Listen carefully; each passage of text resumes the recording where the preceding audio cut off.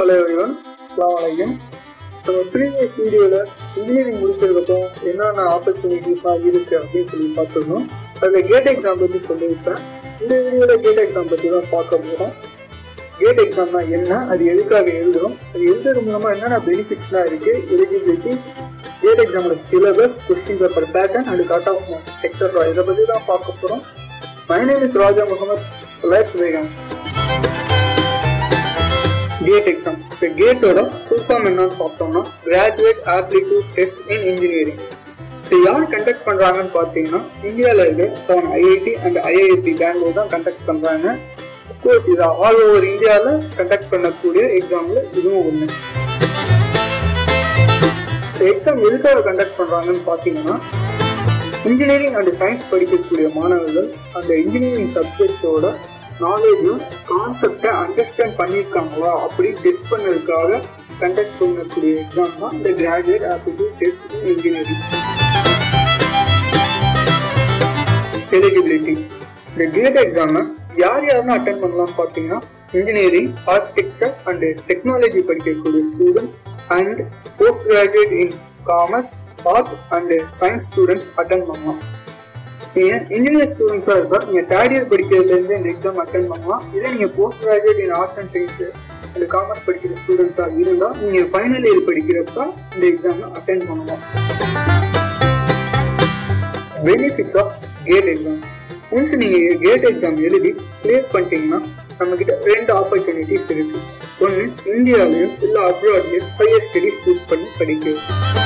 ரெண்டாவது இந்த கேட் ஸ்கோரை யூஸ் பண்ணி பப்ளிக் ஆர் பிரைவேட் செக்டார் ஜாப்ஸ்க்கு ட்ரை பண்ணுங்க. அண்ட் இப்போ நம்ம கேட் எக்ஸாம் எழுதி கிளியர் பண்ணிட்டோம்னா இந்த கேட் ஸ்கோரை யூஸ் பண்ணி ஜாபும் ஹையர் ஸ்டடீஸும் போகலாம்னு சொல்லியிருக்கோம்.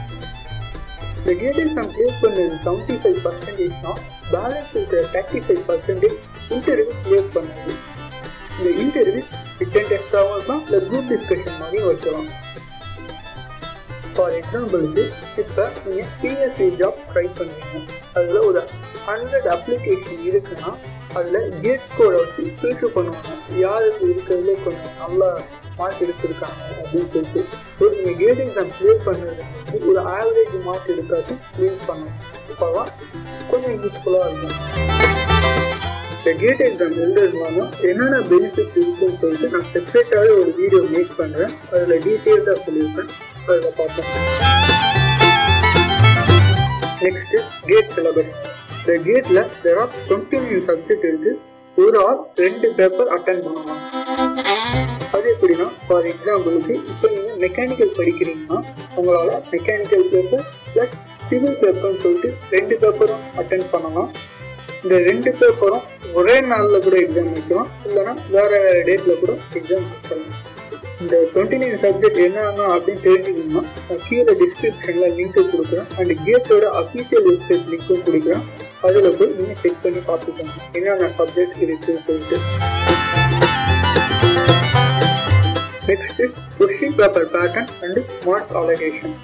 இந்த GATE exam online based test.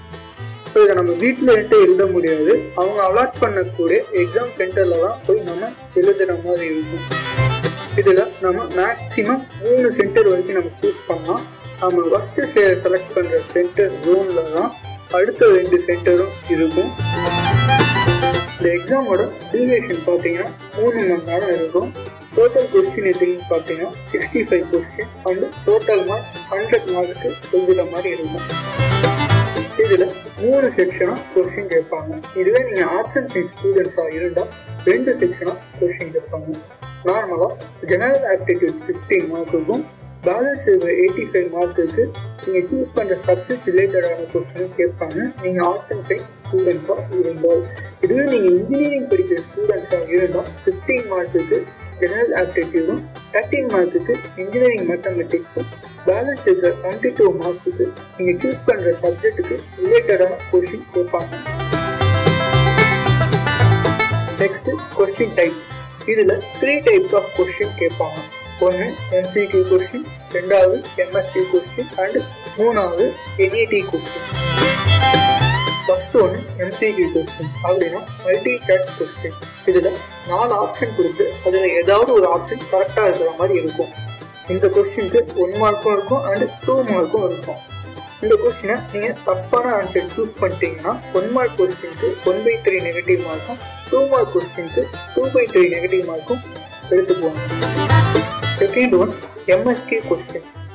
இந்த கொஸ்டினுக்கான ஆன்சர் ஒன்று இல்லைன்னா ஒன்றுக்கும் மேற்பட்ட ஆன்சர் இருக்கலாம். ஃபார் எக்ஸாம்பிளுக்கு ஒரு கொஸ்டினுக்கு 2 ஆன்சர் கரெக்டாக இருக்கிற மாதிரி இருந்ததுன்னா அந்த 2த்தையும் நீங்கள் டிக் பண்ணியிருக்கோம்.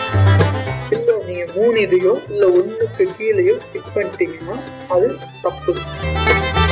தேர்ட் ஒன்று பார்த்தீங்கன்னா NED question, numerical answer question. இந்த எம்சிக்யூ கொஸ்டினுக்கும் என்இடி கொஸ்டினுக்கும் நெகட்டிவ் மார்க்ஸ் கிடையாது. இந்த NED question numerical answer question வந்து ஃபில்லிங் தி பிளாங்க்ஸ் மாதிரி இருக்கும். அதில் நீங்கள் ஆன்சர் எழுதுகிற மாதிரி என்ட்ரி பண்ணுற மாதிரி இருக்கும். நெக்ஸ்ட் கேட் ஸ்கோரோட validity and cut off mark. நீங்கள் இந்த கேட் ஸ்கோரை 3 இயர்ஸ் வரைக்கும் யூஸ் பண்ணிக்கலாம். மேக்ஸிமம் நீங்கள் முடிச்ச அந்த வருஷமே ஜாபோ இல்லை ஹையர் ஸ்டடிஸோ சூஸ் பண்ணிட்டு போகிறது நல்லது. Next cut off mark. இந்த கட் ஆஃப் வந்து ஒவ்வொரு டிபார்ட்மெண்ட்டுக்கும் அண்ட் ஒவ்வொரு இயருக்கும் சேஞ்ச் ஆகிட்டே இருக்கும்.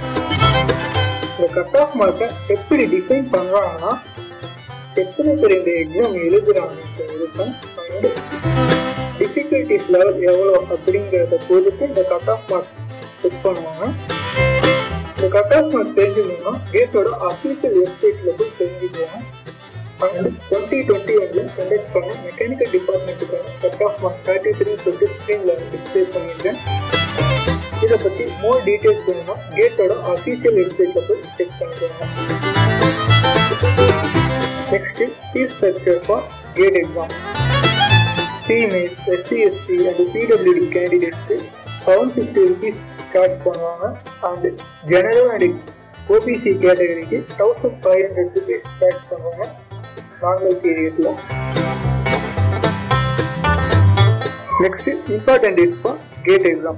The GATE exam ஓட official notification செப்டம்பர் 1st வீக்ல வந்துடும். நம்ம செப்டம்பர் 1st வீக்லேருந்து அக்டோபர் 2nd வீக்குள்ள நம்ம அப்ளை பண்ணிக்கலாம். நவம்பர் 3rd வீக்குள்ள நீங்கள் சென்டர் ஏதாச்சும் சேஞ்ச் பண்ணணும்னா நவம்பர் 3rd வீக்குள்ள நீங்கள் சேஞ்ச் பண்ணிக்கலாம். அதோட கேட்டோட அட்மிட் கார்டு ஜனவரி 1st வீக்குள்ள வந்துடும். கேட் எக்ஸாம் எப்போ கண்டக்ட் பண்ணுவாங்கன்னா பிப்ரவரி 1st and 2nd week Saturday சண்டேல கண்டக்ட் பண்ணி முடிச்சிருவாங்க. அண்ட் இதோட ரிசல்ட் வந்து மார்ச் 3rd வீக்ல வந்துடும். நெக்ஸ்ட் இந்த கேட் எக்ஸாமோட ஸ்டாட்டிஸ்டிக்கல் ரிப்போர்ட் பற்றி பார்ப்போம். நியர்லி ஒவ்வொரு வருஷமும் இந்த எக்ஸாமுக்கு 7 to 9 lakhs ஆஃப் கேண்டிடேட்ஸ் வந்து இந்த எக்ஸாமுக்கு அப்ளை பண்ணுறாங்க. ப்ரீவியஸ் இயரில் அதாவது 2021 பாஸ் பர்சன்டேஜ் எவ்வளோனா 100க்கு 17.82% தான் பாஸ் ஆகிருக்காங்க. அண்ட் 2020 பார்த்தீங்கன்னா 18.8%. ஸ்பெசிஃபிக்காக மெக்கானிக்கல் பேப்பருக்கு பார்த்தோம்னா 1,20,594 கேண்டிடேட்ஸ் அப்ளை பண்ணியிருக்காங்க. அதில் பாஸ் பர்சன்டேஜ் எவ்வளோன்னு பார்த்தீங்கன்னா 17.15% இன் ப்ரீவியஸ் இயர். ஸோ இந்த ரிப்போர்ட்டை வச்சு பார்த்தா இந்த கேட் எக்ஸாம் வந்து கொஞ்சம் டிஃபிகல்ட்டான எக்ஸாம் தான். நெக்ஸ்ட் இந்த கேட் ஸ்கோரை யூஸ் பண்ணி நீங்கள் மாஸ்டர்ஸ் பண்ணுறீங்கன்னா IIT NIT போன்ற டாப் இன்ஸ்டியூட்ஸில் மாஸ்டர் டிகிரி பண்ணுறீங்கன்னா உங்களுக்கு 2 to 3 lakhs மொத்தமாக செலவாகும். அண்ட் உங்களுக்கு ஸ்காலர்ஷிப் ஸ்பான்சர்ஷிப்லாம் கிடைக்கும். ஃபார் எக்ஸாம்பிளுக்கு நீங்கள் பிஜி பண்ணுறீங்கன்னா 12,400 rupees per monthக்கு ஸ்பான்சர்ஷிப் கிடைக்கும். இதே நீங்கள் PhD பண்ணுறீங்கன்னா 25,000 rupees per month plus HRA house allowance கிடைக்கும். அண்ட் அவங்க பிஜி கோர்ஸோட மார்க்கும் பார்ப்பாங்க. அதில் 60% மேலே இருக்காங்க. அண்ட் சிஜிபியும் செக் பண்ணுவாங்க 8% மேலே இருக்கான்னு சொல்லிட்டு. ஸோ அதையும் கொஞ்சம் மெயின்டைன் பண்ணுற மாதிரி பார்த்துக்கோங்க. இதுவே நீங்கள் ஜாப் ட்ரை பண்ணுறீங்கன்னா சிஜிபிஏ பிஜியோட ஓவரால் மார்க்ஸ்லாம் பார்க்கவும் தேவையில்லை. உங்களுக்கு கேட் ஸ்கோர் இருந்தாலே போதும். அண்டு உங்களுக்கு அதுக்கான நாலேஜ் இருந்தாலே போதும். ஈஸியாக என்ஜாய். ஓகே காய்ஸ், இந்த வீடியோட எண்டுக்கு நம்ம வந்தாச்சு. ப்ரீவியஸ் வீடியோவில் இன்ஜினியரிங் முடிச்சதுக்கப்புறம் என்னென்ன ஆப்பர்ச்சுனிட்டிஸ்லாம் இருக்குது அப்படின்னு சொல்லிட்டு நான் எக்ஸ்பிளைன் பண்ணியிருப்பேன். அது பார்க்கலன்னா கீழே டிஸ்கிரிப்ஷனில் லிங்க் தரேன், போய் பார்த்துட்டு வாங்க. ரொம்ப யூஸ்ஃபுல்லாகவே இருக்கும். நெக்ஸ்ட் வீடியோவில் benefits of GATE and public sector undertaking அப்படின்னா என்ன, அதில் என்னென்ன கிளாசிஃபிகேஷன்லாம் இருக்குது அப்படின்னு சொல்லிட்டு டீட்டெயிலாக பார்ப்போம். அண்ட் அப்கமிங் வீடியோஸில் இதே மாதிரி யூஸ்ஃபுல்லான கண்டென்ட்லாம் நிறையா வரும். And my name is Raja Muhammad. Subscribe.